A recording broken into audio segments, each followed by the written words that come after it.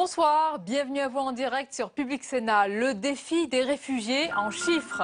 Jean-Claude Juncker, le président de la Commission européenne, demande d'accueillir en urgence 160 000 déplacés. La France, quant à elle, maintient sa répartition de 24 000 sur 2 ans. L'Allemagne appelle à un système de quotas sans plafond. Alors à quels chiffres et surtout à quel discours peut-on vraiment se fier? On en parle avec le club d'éditorialistes du 22h. Et pendant ce temps, que se passe-t-il sur le terrain syrien? De nombreux médias relaient les selfies supposés de soldats russes aux côtés des forces de Bachar al-Assad.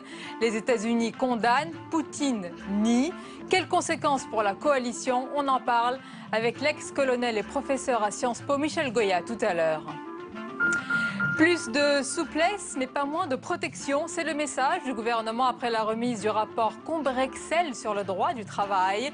Manuel Valls a d'emblée écarté toute remise en cause de la durée légale du travail. Le Premier ministre a annoncé un projet de loi voté avant l'été. Un dossier judiciaire clos pour Nicolas Sarkozy, non-lieu général dans l'affaire des pénalités payées par l'UMP. C'est une décision conforme aux réquisitions du parquet. Et au-delà de cette actualité, on va s'arrêter ce soir sur le rapport de force à un peu plus d'1 an des primaires. Alain Juppé toujours favori, François Fillon y croit encore et Nicolas Sarkozy maintient le cap. Voilà pour le programme de votre 22h. Merci d'être en notre compagnie ce soir. Les premiers réfugiés irakiens et syriens sont arrivés ce matin en Île-de-France, partis en carrière soir de Munich. Ils vont être logés à Champagne-sur-Seine, en Seine-et-Marne, mais aussi dans le Val d'Oise ou encore dans les Yvelines. Au total, 1000 personnes venues d'Allemagne arriveront en France d'ici à vendredi. Les détails avec Pauline Dame. Bon, bienvenue en France. Voilà. C'est le début d'une nouvelle vie. Après 11 heures de route, les traits sont tirés. 53 réfugiés, venus principalement d'Irak et de Syrie. De la fatigue, mais aussi du soulagement. Je remercie vraiment l'État français et le peuple français pour leur accueil. Ils sont aussitôt accueillis par la Croix-Rouge qui leur offre un petit déjeuner. Un geste de bienvenue ici à Champagne-sur-Seine. Des hommes majoritairement, mais aussi quelques familles. Ils seront hébergés dans cette résidence étudiante pendant 2 à 4 mois, le temps de régulariser leur situation. Nous allons essayer de faciliter tout ce qui est les obligations administratives. Mais aussi nous allons essayer de leur apprendre un petit peu le français. Les premiers réfugiés sont partis hier soir de Munich en Allemagne par ces bus. Je suis très heureux. Ma famille va me rejoindre. Eux, ils prendront l'avion. Ils me rejoindront dans 2 mois.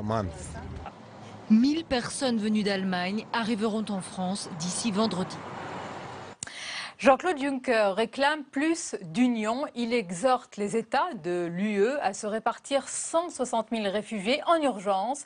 Le président de la Commission européenne a tenu un discours plutôt musclé face à des pays divisés. Julie Hulin. Pour son premier discours sur l'état de l'Union, Jean-Claude Juncker, déterminé, a choisi de mettre les États européens face à leurs responsabilités. En appelant aux grandes valeurs du projet européen, il a fait de la question des réfugiés une priorité absolue. Il est grand temps d'agir, de gérer la crise des réfugiés. Il n'y a pas d'alternative possible à cela. Après le premier plan du mois de mai, le président de la Commission européenne souhaite mettre en place une nouvelle proposition d'urgence.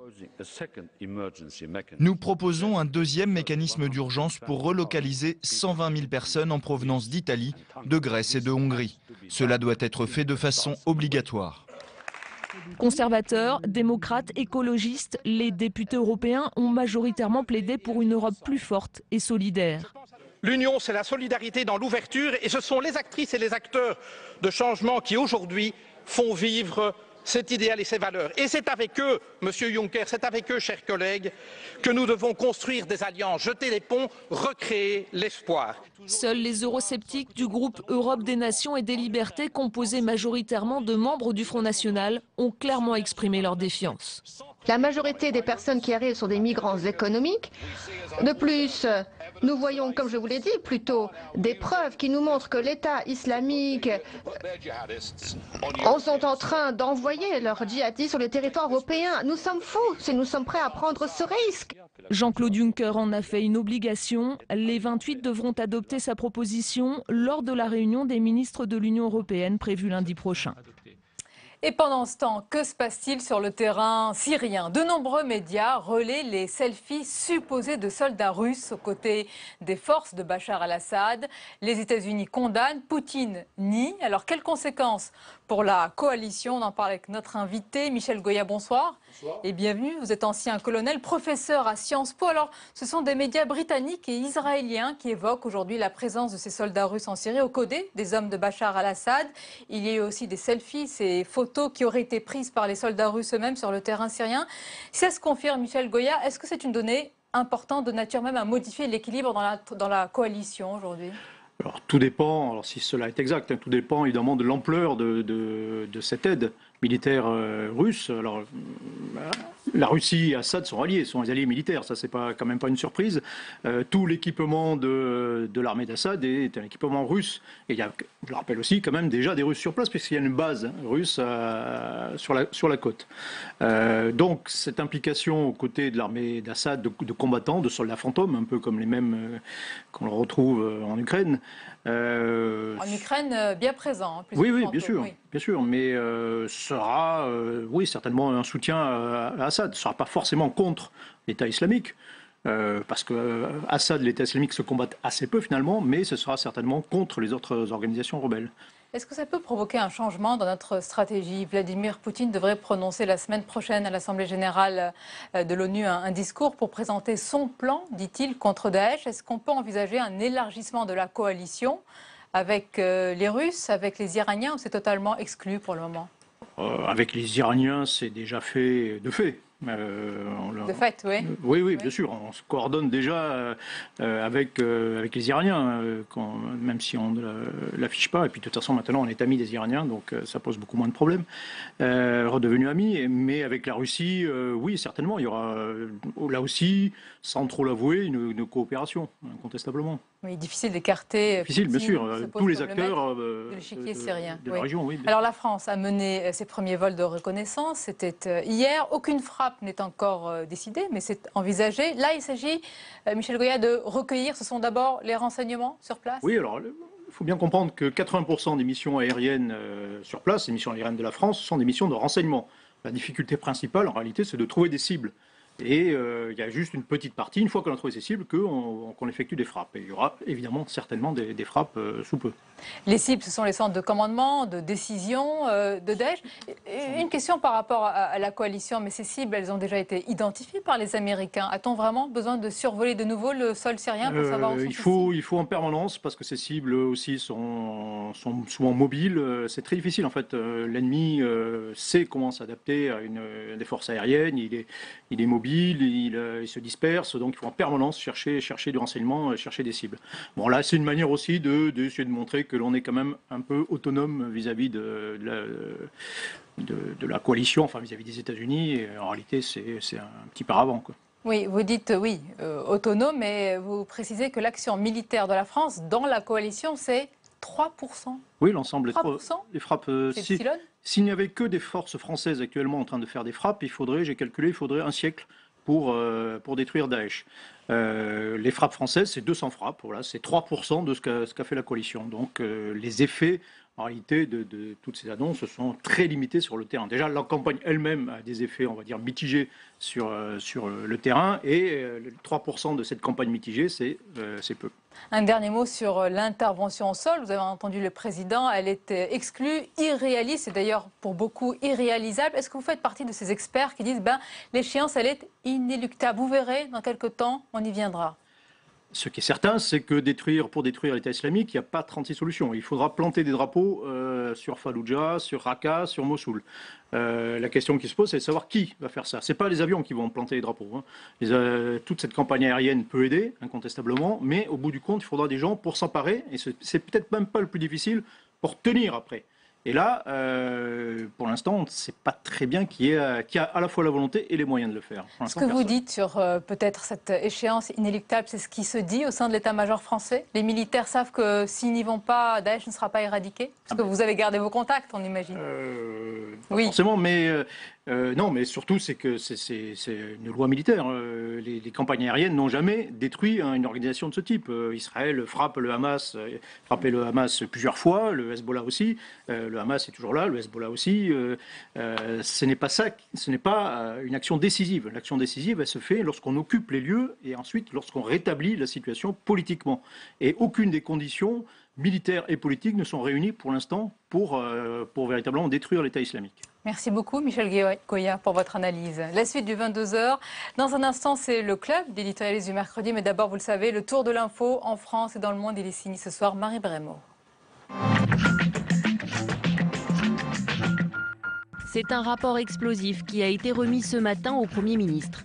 44 propositions qui révolutionnent le droit du travail. Alors Manuel Valls prend des gants pour faire passer ce qui pourrait être la dernière réforme sociale du quinquennat. Il y a des principes et des droits fondamentaux qui s'appliquent à tous les salariés.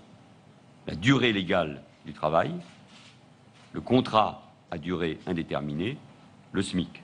Et pour être tout à fait précis, cela signifie que pour le gouvernement, il ne saurait être question de modifier par accord le seuil de déclenchement des heures supplémentaires.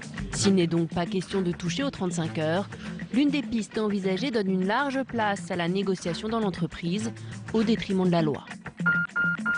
C'est un dossier judiciaire en moins pour l'ancien chef de l'État, puisque dans l'affaire des pénalités de Nicolas Sarkozy payées par l'UMP, les juges ont prononcé un non-lieu général.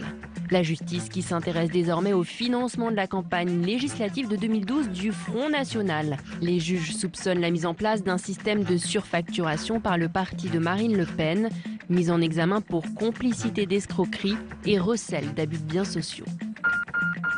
À force de ne pas être entendue par l'État sur la baisse des dotations, l'Association des maires de France hausse le ton et change de méthode. Les maires de droite comme de gauche veulent faire du 19 septembre le point d'orgue de leur ras-le-bol. Cette journée de mobilisation de toutes les communes de France, quelle que soit leur sensibilité politique, est une journée d'alerte, de prise à témoin de l'opinion publique sur le fait que les élus, c'est pas juste des rubans à couper, faire des ronds-points et puis des cocktails. Ce sont des agents économiques au service de la cohésion du territoire dans une période compliquée et difficile et qui nécessite d'être soutenue. D'ici 2017, les communes sont appelées à fonctionner avec 30% des ressources en moins.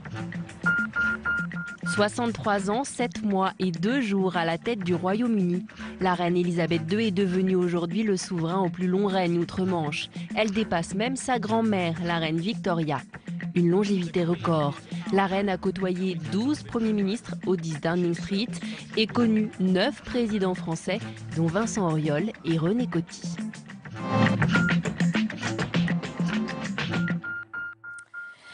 Le club d'éditorialistes du mercredi, c'est le débat et l'analyse des thèmes dans l'actualité avec les journalistes de la presse écrite. Et le tout est croqué par notre dessinateur, mon complice Hervé Baudry. Bonsoir. Bonsoir Sonia. Merci de m'accompagner, avec grand plaisir. Avec nous également ce soir, je vous présente nos invités. Soazic Kemener, bonsoir. Bonsoir Sonia. Vous êtes rédactrice en chef politique à Marianne. Avec nous également Geoffroy Lejeune, bonsoir. Sonia. Rédacteur en chef politique à Valeurs Actuelles. Michel Urvois nous accompagne, bonsoir. Bonsoir Sonia. Éditorialiste à Ouest France. Et Olivier Royan, bonsoir. Bonsoir Sonia. Bienvenue, directeur de la rédaction de Paris Match, l'hebdomadaire qui consacre, on va en parler, un dossier spécial aux grands défis de l'Europe. On va voir cette une, les réfugiés bien sûr, la voici, et les migrants. Nous verrons aussi les photos et les images sélectionnées dans votre journal. Et voici le menu de ce club ce soir. Alors on va bien sûr débattre de l'accueil des réfugiés et plus particulièrement de la discorde dans les chiffres. Vous l'avez constaté bien sûr, c'est à chacun son quota, à chacun son chiffre de réfugiés. Alors quelle est la réalité et qui dit vrai, on en parle. Nous analyserons aussi le discours politique à droite sur ce sujet. Sarkozy, Juppé, Fillon, Le Maire, tous républicains mais pas d'accord sur ce défi majeur. Enfin, plus largement, moment, à un peu plus d'1 an des primaires. Les sondages se suivent et beaucoup se ressemblent. Alain Juppé, toujours favori. François Fillon veut encore y croire et Nicolas Sarkozy procède, vous le verrez, par étapes. Analyse des rapports de force tout à l'heure. Mais d'abord, évidemment, le défi des réfugiés et les chiffres.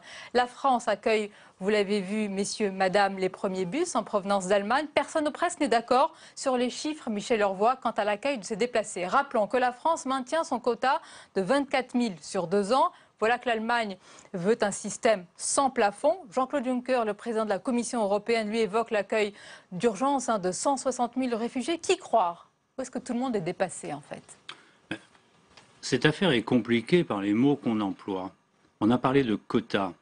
Ça me paraît très inadapté de parler de quotas s'agissant de quelque chose qui est un droit, un statut de réfugié. On ne peut pas, par définition, dire qu'il y aura des quotas de réfugiés. Ça voudrait dire qu'à un moment donné, on décide d'arrêter d'accueillir des réfugiés. C'est pas possible. Donc, il y a le nombre de réfugiés que l'on ne connaît pas et qui continuera d'arriver parce que le conflit va durer. Et il y a ensuite ce qu'on a appelé une clé de répartition entre les pays, selon leurs possibilités, selon leur santé économique, selon leurs besoins économiques. L'Allemagne ne réagit pas effectivement du tout comme la France. Elle a et c'est pas forcément les mêmes réfugiés ou les mêmes migrants. Elle a des besoins économiques, elle a des centaines de milliers d'emplois qui ne sont pas pourvus. Elle est intéressée par elle a une démographie qui l'appelle, qui l'exige. Elle est intéressée par une forme de migration. Donc, effectivement, les chiffres, ils sont ahurissants parce qu'on parle de 800 000 d'un côté, de 24 000 de l'autre. Tout d'un coup, on va se mettre à culpabiliser parce qu'on n'est pas aussi généreux que les autres. À angoisser, Geoffroy Lejeune, tous ces chiffres qui sont lancés dans le débat, ils contribuent à nourrir. Oui, l'angoisse, c'est en tous les cas le sentiment que les politiques marchent un peu à tâtons.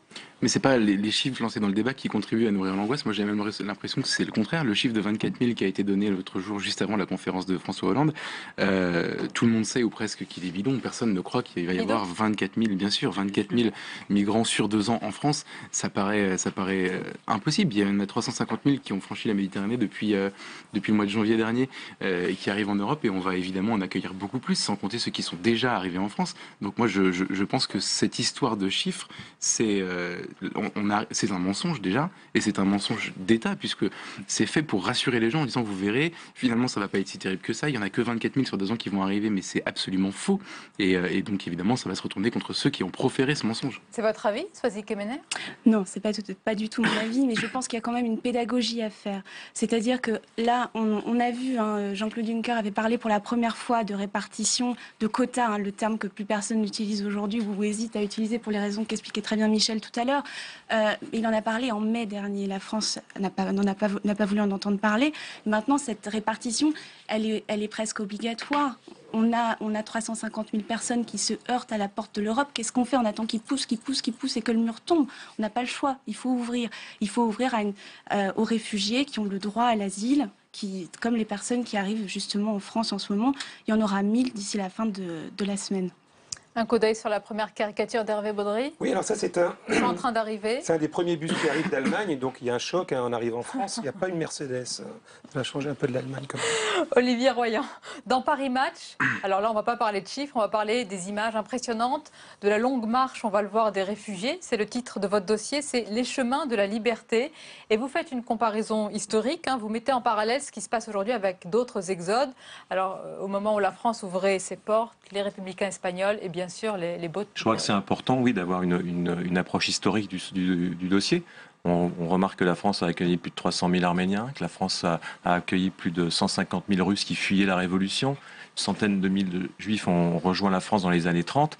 Et là, en 1939, c'est 400 000 Espagnols qui prennent le chemin de la France. Donc on est en train de parler ce soir de centaines de réfugiés, de 98 qui sont arrivés ce soir. C'est pas du tout à la hauteur de ce qui se passe sous nos yeux. Je pense que nous, ce qu'on montre aujourd'hui, c'est cette idée on montre qu'en fait la situation est hors de contrôle. Aux frontières, qu'il s'agisse de la Serbie, de la Hongrie, ne compte plus. On voit des chiffres exacts ici, mais ils ne comptent plus. La situation est une situation de débordement. Et je pense que ce qui est assez intéressant, c'est de voir justement que la détermination des gens, dans ce qui a changé, considérons nous que les photos que ce soit les photos du petit Elan ou les photos qu'on a posées en couverture, c'est l'histoire de cette petite fille, cette petite Afghane. Elle a traversé l'Afghanistan. Elle a traversé l'Iran. Elle a traversé en couverture. C'est pas un visage anonyme. C'est une petite fille qui a 4 ans. Elle a un nom. Elle s'appelle Azal Habibi. Elle marche avec son père le long d'une voie de chemin de fer en Hongrie. C'est absolument incroyable. On dirait une scène de film. Et elle a un nom, une identité. Et il est évident qu'au regard de leur parcours, ces gens-là vont être accueillis parce que c'est vraiment le droit d'asile qu'ils demandent, c'est pas simplement des réfugiés économiques. Et je pense que les photos ont changé notre regard parce qu'on a pu mettre des noms sur ces photos. Il y a des photos, des histoires, des photos impubliables qu'on a vues au cours des dernières semaines, en particulier d'autres enfants qui étaient rejetés sur les côtes de la Turquie et des îles grecques. Vous avez fait des choix pour ne pas publier. Elles étaient absolument impubliables. Celle du petit Elan est là, elle est publiée. Pourquoi ? Parce que c'est une histoire.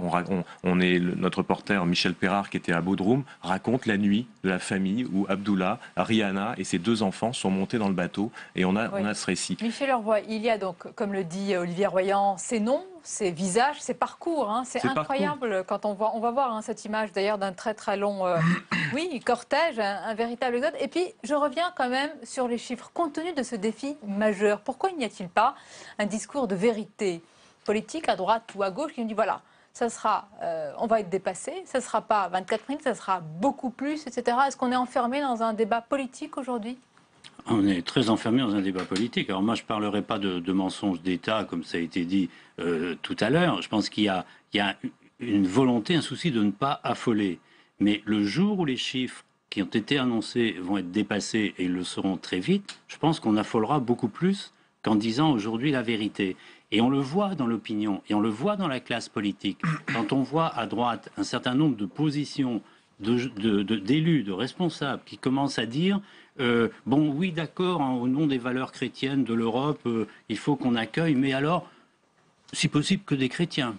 Donc on commence déjà à sélectionner. Mais pourquoi on fait ça ? Pourquoi ils disent ça ? Parce qu'ils sentent bien qu'il y a un électorat qui n'est pas du tout ouvert à cette hospitalité, à cet accueil des réfugiés. Et on voit bien, les enquêtes d'opinion montrent qu'il y a à peu près, même si ça bouge un peu, mais qu'il y a la moitié de l'opinion qui est réfractaire, qui a peur de ce tsunami migratoire. Et dire 24 000 aujourd'hui... Tsunami migratoire ? Mais bien sûr. Mais bien sûr que, parce qu'il peut y avoir 1 million, 1,5 million de réfugiés à traverser la Méditerranée et à arriver sur nos côtes, sur les côtes de l'Europe. C'est pas 24 000. Il faut être tout à fait réaliste. Et parce qu'il y a les pays en guerre et il y a les pays pauvres. Si Jean-Louis Borloo, a imaginé un projet de développement de l'Afrique, c'est aussi en pensant, là je parle sur le terrain économique, à une possibilité d'exode massif de l'Afrique la plus pauvre vers l'Europe. Là, on parle de pays en guerre, essentiellement, encore qu'à l'Est, c'est aussi un exode économique. Donc potentiellement, la masse de réfugiés, elle peut être, ou de demandeurs d'asile ou de demandeurs d'emploi venus de l'étranger, elle peut être énorme. Vous nous dites, Kemener, que les chiffres dont on est en train de parler, de débattre, qu'on nous a agité, ce 24 000, déjà, il est dépassé. Mais parce qu'il y a une particularité allemande, c'est-à-dire l'Allemagne a besoin de main-d'œuvre, donc il y a des vraies raisons pour lesquelles Angela Merkel se positionne. Il y a des raisons aussi de politique intérieure et puis des raisons que j'expliquais, donc de volonté de trouver de la main-d'œuvre. Mais il y a aussi une particularité française, c'est-à-dire que cette vague, elle arrive à un moment où on est dans une crise du politique, on est en tétanie. C'est-à-dire qu'on a d'un côté Marine Le Pen qui monte dans les sondages et de l'autre, aussi bien à droite qu'à gauche, un personnel politique qui est tétanisé. Donc quand cette crise arrive, le politique ne sait pas que faire. Et on voit, on a eu ces naufrages depuis déjà plusieurs mois. On était déjà sur ce plateau à en parler avant l'été. On a eu cette annonce de Jean-Claude Juncker, qui voulait absolument des quotas et personne ne réagissait en France parce qu'ils avaient peur de la réaction des électeurs. Et là, on voit que c'est en train de bouger. Alors, un petit peu, comme dit Michel, c'est-à-dire qu'on passe à 53%, je crois maintenant, c'est un sondage qui est sorti aujourd'hui, de Français qui acceptent l'idée de recevoir des réfugiés. Que la France reçoive des réfugiés. On a fonctionné pendant des mois sur cette notion d'immigration économique. Avec cette phrase géniale, les gens qui arrivent chez nous de façon illégale n'ont pas vocation à rester. N'ont pas vocation à rester. Ça a été vraiment le mot de l'année. Là, il y a une posture morale à prendre. C'est très difficile pour la droite et la gauche, qui dans notre sondage d'aujourd'hui aujourd'hui dans le tableau de bord de match dégringole des deux côtés, uniformément pratiquement. C'est très difficile de prendre une posture morale à 4 mois d'élections régionales. On a l'impression que les régionales paralysent la droite et la gauche. Il n'est pas question de prendre Justement, c'est la question, Geoffroy Lejeune. Vous avez dit mensonge d'État, vous visiez le gouvernement, mais on peut vous dire, et de l'autre côté, est-ce qu'il y a un discours de vérité? Est-ce qu'il y a une véritable vision à droite? Mais non, moi bien sûr que non. Mais personne ne veut dire qu'il est d'accord avec moi sur cette notion de mensonge d'État, mais la vérité c'est que vous dites quand même tous la même chose. On est d'accord sur le constat, c'est que c'est le 24 000 est bidon et que ça n'ira pas mieux. Évidemment, les gens sont tétanisés, les hommes politiques sont tétanisés par la réaction des électeurs, puisque de manière massive, les gens ne veulent plus entendre parler d'immigration, mais ils considèrent qu'on a déjà accueilli tous les gens qu'on pouvait accueillir et que maintenant on atteint le stade de l'invasion, c'est plus possible. Et il y a aussi quelque chose qui ne rentre pas dans ce débat, et moi je suis sidéré depuis une semaine par cette espèce de retournement. Vous savez, le moment où on est passé du mot migrant au mot réfugié, c'est une manipulation sémantique, manipulation pas au sens et quota au mot répartition aussi d'ailleurs. Absolument. Et on était au début, on parlait de clandestins, puisque ce sont techniquement des clandestins. Après, on est passé au mot migrant qui était un peu moins connoté, puis maintenant on est sur des réfugiés. Qui a dit? Et vous dites qu'il y a une manipulation? Qui a dit? Non, je dis manipulation sémantique. Oui, sémantique, mais aussi de la part des journalistes aussi, parce qu'on a évolué. Le glissement sémantique, les médias ont accompagné le glissement sémantique. Des politiques. Oui, ça a commencé par les politiques. C'était l'instant où les enfants, où il s'agit des enfants, ils ont un visage, ils ont une histoire. On ne les considère plus comme des migrants, c'est plus ce mot migrant qui est un mot suffisamment flou et impersonnel pour décrire des gens qui nous envahissent. Mais sauf que là où ça devient un mensonge, pardonnez-moi, c'est que le terme de réfugié est un terme techniquement qui veut dire quelque chose. Or, qui vous nous dit que tous ces gens sont des réfugiés qui fuient la guerre? Moi, je n'ai pas vu une seule donnée sérieuse sur le sujet. On ne sait pas. On n'en a aucune idée. Et j'ai écouté tout à l'heure, pendant votre journal, Nigel Farage qui disait qu'a priori, il y avait plutôt une majorité de gens qui fuyaient qui venaient en Europe pour des raisons économiques. J'ai plutôt tendance à croire ça. Et personne ne dit que ce ne sont que des réfugiés politiques. Le père du petit en bateau par la Méditerranée, excusez-moi, c'est quand même pas des clandestins. Mais qu'est-ce qu'on en sait? Le père du petit Elan était coiffeur à Damas avec sa femme qui travaillait également. Ils ont bougé vers Alep. Après, ils sont partis en Turquie. En Turquie, il gagnait 12 euros par. Il était en Turquie depuis 3 ans. Quand il est venu en France, il ne fuyait pas la guerre. Et donc, il arrive en Europe avec évidemment fuyant la guerre et puis fuyant aussi la misère économique dans laquelle ils sont depuis 3 ans. Donc il y a la guerre en Turquie, pardonnez-moi. Mais il y a quand même quelque chose dont on ne parle pas. Non, mais les gens sont arrivés en Turquie à cause fuyant la guerre en Iran, en Syrie. Des femmes qui sont violées et on connaît toute la situation. Je n'ai jamais dit, évidemment. Mais vous savez, je veux dire, j'ai entendu personne dans le débat public en France, ni un commentateur, ni un politique, dire que le droit d'asile est une mauvaise chose qu'il faut supprimer. Moi, je ne le pense pas. De toute façon, c'est juridiquement obligatoire. On a signé la Convention, donc il n'y a même pas de débat sur. Personne n'est contre. La question, c'est parmi tous ces gens-là, combien sont des réfugiés politiques et combien sont des réfugiés, des gens qui migrent pour des raisons économiques? Vous ne savez pas, je ne sais pas, on ne sait pas. C'est une question que vous vous posez. Juste un petit détour. C'est pour changer l'ambiance un petit peu, la caricature d'Hervé Baudry. Ça peut faire plaisir à certaines personnes, notamment un nouveau parti. Notamment, oui, ils ont besoin de monde. Alors là, c'est très pragmatique. De Rugy et Placé ont besoin de monde. Nous sommes allés, on a envoyé une équipe en conférence de rédaction la semaine dernière. Je disais, allons dans un village qui a vraiment été submergé par des réfugiés, par des immigrants. Et on s'est retrouvé en Corrèze, à Perlevade, un petit village de 800 habitants. Qui a reçu 65 émigrés venant de 12 nationalités différentes. Et ce qui est assez étonnant, c'est que contrairement à la phrase de Raymond Cartier, la Corrèze plutôt que le Zambèze, on a l'impression que le Zambèze a ressuscité la Corrèze. C'est-à-dire c'est tout à fait étonnant de voir comment ce village a récupéré ces réfugiés qui ont d'une certaine manière redonné vie à la vie sociale, se sont intégrés à la vie sociale. Alors vous me direz c'est une fable. C'est peut-être une fable, mais en tout cas c'est la réalité. Et ce qui est assez intéressant à travers cet exemple-là, c'est de voir le blocage des Français. Je regardais récemment un extrait de Jacques Chirac qui parlait en 1979, maire de Paris, disant les boat people, non seulement il faut les accueillir, il faut aller les chercher. Olivier Royer, il y en a qui vont vous dire autre époque, autre situation économique, autre situation sociale, autre paysage. Bien sûr. Et ce que je veux dire, c'est que dans ce petit village, il y a une femme qui vote extrême droite qui a donné aux associations pour accueillir les réfugiés. Mais elle dit quand même cette phrase qui, je pense, ressort et partout dans l'opinion publique aujourd'hui. Pourquoi vous occupez-vous des étrangers alors que les Français sont au chômage? On va parler de la droite dans un instant. Je voulais avoir votre avis, tour de table sur Angela Merkel. Rappelez-vous quand même comment certains à gauche, en France, la traitaient. C'était Bismarck en jupon. Aujourd'hui, est-ce que pour vous, c'est toujours la dame de fer malgré tout ou c'est la grande dame de l'Europe? Mais je pense que ces sentiments n'ont pas changé. Je crois qu'Angela Merkel, elle raisonne tout simplement. Elle répond. Les patrons allemands demandent de la main-d'œuvre.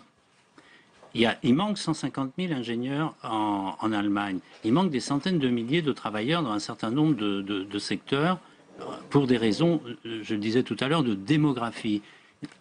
Quand elle dit... Il n'y a vraiment que ces raisons-là? Non. Il n'y a pas que celle-là. Mais je pense que ça facilite les choses. C'est sûr. En France, si on disait qu'on accueille de but en blanc, on va accueillir 800 000 personnes, je pense que ça passerait pas. Oui, puis il y a une question d'image pour Angela Merkel après la crise grecque. Et évidemment, ce flot de caricatures a été très dur à ce moment-là. Donc on est à front renversé. Maintenant, on voit, elle fait la une du Point demain. Donc il y a un renversement de vapeur. On va vous la montrer, la une, avec une question assez incroyable. Je crois que c'est « Et si seulement elle était française ?» On va la voir en parlant d'Angela Merkel. Geoffroy Lejeune, est-ce qu'à un moment, on a bien compris, Angela Merkel, elle a pris le leadership, on va l'appeler le leadership généreux ou pragmatique sur ce sujet, mais elle l'a pris.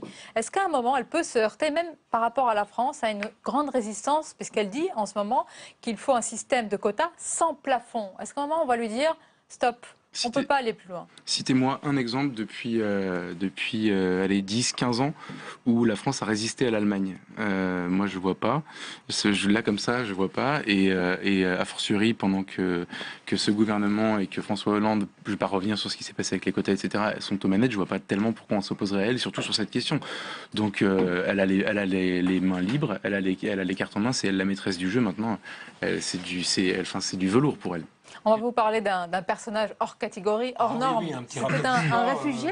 Pour rebondir aussi ce que disait tout à l'heure le directeur de Paris Match, là on est sur un grand qui a traversé lui, un autre plan d'eau, c'est plus court. Mais... Réfugié en Angleterre. Et on connaît la suite de l'histoire. Alors, messieurs, madame, maintenant on va réagir sur la droite par rapport à ces divisions sur ce sujet, également sur l'intervention en Syrie. Les deux sujets sont liés et on va voir un petit florilège de réactions. Alain Juppé, François Fillon, Nicolas Sarkozy et d'autres. Regardez. Aujourd'hui, je trouve que l'Europe n'a pas de stratégie. Donc, on est sous le coup de l'émotion, je la ressens comme chacune et chacun. Et il faut bien sûr réagir, mais ça ne suffit pas. On ne peut pas se contenter de dire « venez, nous allons vous accueillir », parce que le contrôle de la situation nous échappera. La situation est si grave que je ne crois pas à la réforme de Schengen, je ne crois qu'à la refondation de l'Europe et de Schengen. Accueillir les réfugiés, c'est-à-dire les Syriens qui fuient la guerre, ou les Irakiens, les chrétiens d'Orient qui fuient les massacres, ça n'est pas ouvrir grand les portes à toute forme d'immigration, c'est accomplir notre devoir de droit d'asile, qui est un devoir sacré. La ville de Saint-Quentin n'accueillera pas de nouveaux réfugiés. Je ne sais pas les accueillir, je ne sais pas les former, je ne sais pas les intégrer, je ne sais pas leur donner un emploi. Et le problème que je rencontre aujourd'hui est le problème de très nombreuses villes. C'est pas pour autant qu'il y a un manque de générosité. Swazik Kemener, de quoi ces divisions sont-elles le symbole aujourd'hui? Déjà, la droite, elle se heurte à un os berlinois, parce que Angela Merkel, c'était leur modèle. Là, le fait de se retrouver dans cette position-là, avec une Angela Merkel qui les déborde, ils sont perdus, on voit bien, ils partent dans tous les sens. Alors ça vient se combiner à ce que vous disiez tout à l'heure, Olivier Royan, c'est-à-dire les régionales. Xavier Bertrand, il dit ça, pourquoi? Parce qu'il est face à Marine Le Pen en région Nord-Pas-de-Calais-Picardie. Pourquoi Christian Estrosi a également, il n'est pas là dans votre bande, mais il a eu aussi des propos qui est dans le même sens, parce qu'il est candidat face à Marion Maréchal Le Pen. Et Bruno Le Maire, alors, qui est pour l'intervention au sol en Syrie? Bruno Le Maire, c'est encore autre chose. Il est dans la construction de la légitimisation de sa candidature à la primaire, qui vient évidemment percuter tout ça à droite, parce qu'il ne pense qu'à ça. C'est encore dans plus d'un an, ça va être très long. Et on voit bien qu'en cette rentrée, il n'y a pas une voix commune sur cette question à l'UMP, à l'ex-UMP, ce qui est quand même un problème. On doit entendre Nicolas Sarkozy qui a une interview dans le Figaro dont on ne connaît pas encore la teneur. Un petit peu, on la connaît à présent, puisqu'il s'agit de refonder la politique migratoire européenne. Il reste conscient dans ce qu'il avait dit, de remettre à plat tous les accords de Schengen. Il dénonce l'absence de stratégie et d'autorité de François Hollande et dit qu'il faut aménager un véritable statut provisoire provisoire de réfugiés de guerre qui n'existe pas formellement aujourd'hui. Oui, alors donc il fait ce qui est classique, c'est-à-dire que quand son camp part dans tous les sens, on essaie d'attaquer celui d'en face, c'est-à-dire François Hollande. Mais Geoffroy Lejeune, pourquoi le patron des Républicains n'arrive pas à fédérer ses troupes autour d'une position commune sur ces sujets d'importance? Parce que pour une raison qui n'a rien à voir avec la crise des migrants, mais c'est que c'est le poison de la primaire, c'est que ça sera comme ça tant qu'il y aura des primaires dans les partis politiques. Les gens seront obligés de s'inventer des différences ténues pour pas trop sortir de la ligne et pas trop décevoir les électeurs, et en même temps se démarquer, prendre un petit point par-ci par-là. Donc on est dans la stratégie. Je pense qu'ils sont tous assez sincères sur ce qu'ils sont en train de dire. C'est pas ça que je mets en doute, mais c'est vraiment se démarquer. Au bout d'un moment, ça devient un petit peu. Je pense que ça nuit déjà à leur message politique, et qu'à 4 mois d'élection, c'est un peu compliqué d'avoir un message qui est dispersé comme celui-là. Et puis qu'à un moment donné aussi, de n'entendre parler que de la primaire alors qu'on est à maintenant encore un peu plus d'un an, c'est un peu ridicule. Dans les propos des trois, de Juppé, Sarkozy et Fillon, on voit un glissement d'une certaine droite humaniste. C'est-à-dire que, je vous parlais de Chirac tout à l'heure, et ses déclarations en 79, non seulement il faut les accueillir, mais il faut aller les chercher. 10 ans plus tard, Chirac, en 88, parle de l'odeur et du bruit. Et c'est quoi? C'est que le Front National est entré dans l'équation et que la droite humaniste, tout d'un coup, ne peut plus, est prise en otage. C'est absolument ce qui se passe aujourd'hui. On le voit entre la position de Juppé et la position de Fillon. Il y a une droite humaniste qui a envie de s'exprimer, puis elle a du mal à s'exprimer parce que ça ne passe pas, le message ne passe pas. C'est un grand écart, alors, Michel Hervoy, dans ce parti aujourd'hui. C'est un grand écart à la fois sur la politique migratoire, sur la manière technique dont on peut affronter le phénomène, et sur la manière militaire dont on peut le tarir. Des choses différentes dans ces 3 domaines-là. Sur Schengen, par exemple, François Fillon dit il n'est pas question qu'on sorte de Schengen, il faut que les pays qui ne sont pas capables de faire fonctionner Schengen s'en extraient, d'accord, mais sinon on ne va pas nous s'extraire de Schengen. Nicolas Sarkozy, il dit il faut une politique migratoire commune avant d'imaginer un Schengen 2. Enfin, voilà. Sur l'aspect militaire, c'est la même chose. On a un Bruno Le Maire qui est très va-t-en-guerre, et on a Alain Juppé qui dit... Alors qu'on peut préciser, Bruno Le Maire, il avait participé à la rédaction du fameux discours de Dominique de Villepin, c'était en 2003 contre la guerre en Irak. En Irak, absolument. Bon, mais la situation est différente, mais en tout cas, on voit bien les conséquences d'une intervention militaire, et ici, elle est extrêmement compliquée. Enfin, personne ne peut dire aujourd'hui si c'est faisable, et en tout cas on imagine mal des Occidentaux au sol dans un conflit comme celui-là, sans les pays voisins et sans... On va conclure sur ce sujet avec la caricature d'Hervé. François Hollande qui parle du prochain sommet de la COP21 Dans cette situation, il faut s'organiser. Donc moi je pressens qu'il va falloir organiser la COP21 avant la COP21. Ça commence demain, mais... Et ça va durer. Voilà. Alors, à droite, l'actualité, c'est un non-lieu général dans l'affaire des pénalités de l'UMP, Geoffroy Lejeune, et un dossier judiciaire qui disparaît pour Nicolas Sarkozy. On le dit à chaque fois, à chaque dossier qui tombe, l'horizon s'éclaircit encore un peu davantage pour le patron des Républicains. Je me souviens que la dernière fois, ou l'avant-dernière fois que je suis venu ici, il y avait eu une autre affaire qui s'était éclaircie. Oui, vous lui portez chance à lui quand vous venez ici. Et en fait, oui. Et donc, je me souviens que je vous avais, mais je crois vraiment ça, c'est que quand bien même les affaires planent sur son éventuelle candidature en 2017, ça ne changera pas grand-chose à mon avis, parce que si jamais il est coupable de quelque chose, la machine judiciaire est tellement lente que ça va finir comme Chirac, on ne saura jamais, et puis ça se terminera en autre boudin. Et puis si jamais ça s'éclaircit, ça aura renforcé ces arguments. Donc moi je suis persuadé, mais vraiment depuis le début c'est un truc que je ressentais, que ça n'aurait aucun impact sur sa candidature, toutes ces affaires. Nous verrons ce qu'il en sera pour la suite. Mais Olivier Royan, pour les stratégies, est-ce qu'on peut dire qu'Alain Juppé, il reste d'ailleurs d'après les sondages toujours le favori, François Fillon, il y croit toujours malgré tout, et Nicolas Sarkozy, c'est la stratégie par étapes, d'abord cap sur les régionales, et puis la suite après. Consolidation du mouvement. On voit qu'il y a des popularités à 2 vitesses dans les sondages de match cette semaine. Il y a la popularité de Sarkozy dans l'opinion, où l'écart avec Juppé se tasse. Oui. Et puis il y a la popularité auprès des militants du MP, où là, Sarkozy accroît un peu son avance sur Alain Juppé. Donc il a les yeux sur la nomination et l'endroit où... Et comment vous expliquez ce tassement entre Nicolas Sarkozy et Alain Juppé, aussi bien dans la famille, les Républicains, et puis plus largement auprès des sympathisants, Soisy Kemener? Je ne sais pas si on peut parler de tassement. On est à 7 points d'écart, je crois, dans le dernier sondage que j'ai vu aujourd'hui. Je crois que là, de toute façon, on est encore à 1 an. Donc, Alain Juppé a présenté son projet pour l'école. On n'en a pas parlé énormément. C'est quand même l'un des favoris de la présidentielle. Je pense que le débat va continuer. C'est vrai que là, si Nicolas Sarkozy engrange une grande victoire, si son parti engrange une grande victoire au régional, il partira avec un petit plus en début d'année, mais on est encore très très loin. Michel Hervois, dans Le Point cette semaine, on peut découvrir une étude détaillée sur les motivations déjà de ceux qui sont sûrs d'aller voter aux primaires, qui sont vraiment sûrs d'y aller à 100%. Est-ce qu'on en sait plus sur ces votants, leur nombre, un petit peu, s'ils sont vraiment de la droite, beaucoup plus du centre? Mais on le saura le jour où on connaîtra les candidats. Oui. Ah oui. Mais oui. Parce qu'on ne sait pas, on a une liste de noms, mais elle n'est pas complète. D'abord, il n'y a pas de femmes déclarées pour l'instant. Enfin, si, il y a Nadine Morano, je crois, mais on attend que NKM dise ses intentions. On attend que Bruno Le Maire dise ses intentions. On attend un candidat centriste. Donc ça va changer énormément de choses. Parce que moi, je pense un truc. Bon, il y a 2 choses. C'est celui qui arrivera en tête, évidemment, au premier tour de la primaire.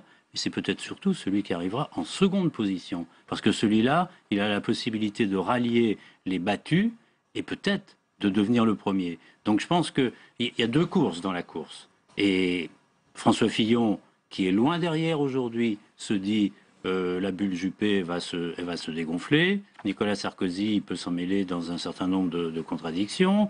Juppé se dit...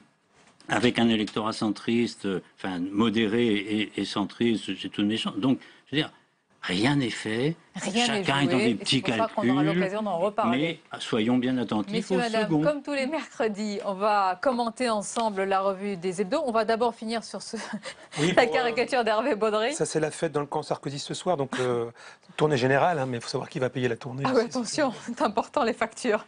Allez, la revue de presse, on va commencer. Alors la une de Paris Match, hein, vous l'avez vu tout à l'heure, avec un dossier spécial, plus de 24 pages à découvrir.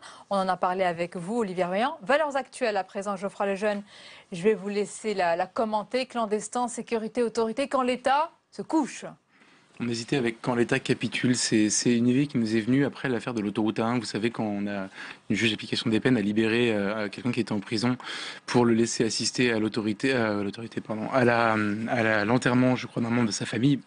Pardon.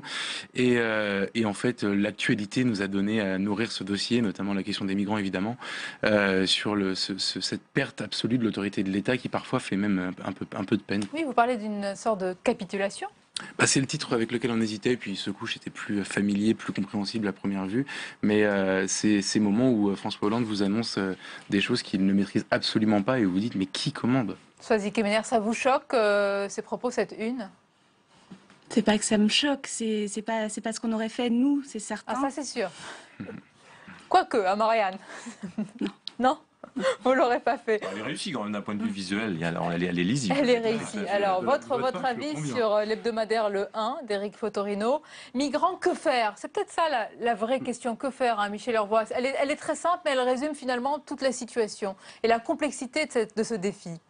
C'est la question que tout le monde se pose et que se posent les politiques sans avoir de réponse. Ils disent tous ce qu'ils auraient fait s'ils avaient été au pouvoir il y a 6 mois ou il y a 1 an. Et ils n'auraient d'ailleurs sans doute pas fait davantage. Donc oui, c'est la bonne question. Marianne, justement, Soisy Kemener, réfugier les vérités qui dérangent. Alors dites-nous quelles sont ces vérités. Alors nous, on a fait de la pédagogie, c'est-à-dire qu'on s'est posé toutes les questions, toute la rédaction a réfléchi, à se demander justement s'il y avait par exemple des conséquences économiques, toutes les questions que les gens n'osent pas se poser. Donc on les a posées. D'ailleurs, c'est intéressant de voir que les économistes répondent en général, c'est plutôt positif et au pire c'est neutre. Donc voilà, on répond à toutes les. Et je lis en sous-titre le double jeu du monde arabe. J'imagine que vous pointez le rôle de la Turquie et des pétromonarchies également. Voilà, exactement. Totalement de ce débat. Oui, mais tout en rappelant ce que fait le Liban, c'est-à-dire 1 million de réfugiés dans des camps. Voilà. Le Point, je vous en parlais tout à l'heure. Regardez, l'incroyable une d'ailleurs, et l'incroyable Madame Merkel, si seulement elle était française. Olivier Royan, ça vous fait sourire? Non, je pense que c'est intéressant parce qu'on a suivi les péripéties et toute la montée en puissance de Donald Trump aux États-Unis. Alors Donald Trump, la montée du populisme aux États-Unis, qui a aussi pour racine cette situation hors de contrôle avec les immigrants mexicains. Il y a une question au centre de la politique qui est l'action. Pourquoi il y a un doute, pourquoi la droite, la gauche baisse et pourquoi aux États-Unis, républicains et démocrates baissent par rapport à l'opinion, c'est où est l'action? En 1939, ils étaient obligés d'agir, en 1945 aussi, en 2015, il faut qu'ils agissent. Je vous fais découvrir les liaisons dangereuses, labo médecin, l'Obs, la drogue au travail, sujet très sérieux, cannabis, médicaments, cocaïne. Merci beaucoup d'avoir participé à ce club éditorialiste. Merci Hervé Baudry. Merci Sonia. C'est un beau retour, on se retrouve la semaine prochaine. Oui, à la semaine prochaine. Avec plaisir. On arrive à la fin de ce 22h, tout de suite c'est l'émission Déshabillons-les, présentée par Hélène Risser. Je vous retrouve demain, belle et douce soirée en notre compagnie bien sûr.